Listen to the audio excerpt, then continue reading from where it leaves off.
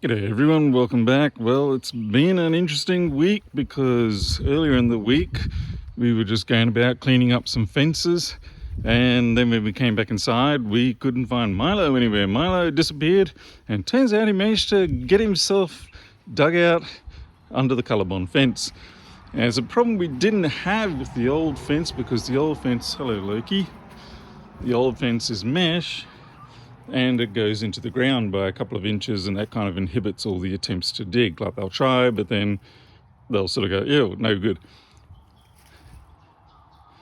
So anyway, I had to pull out the emergency stops, and I just started installing these.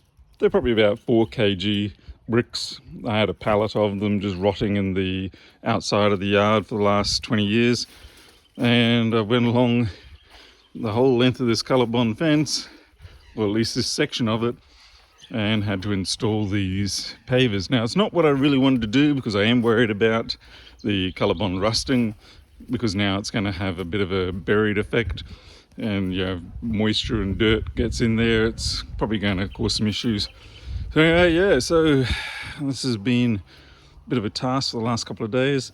I haven't yet done under the fence, and partially that's because there used to be a mesh fence section here and it's still buried under there, and so when I tried to actually dig up that area it wouldn't let me through. So I thought, right, that's probably going to stop Milo anyway.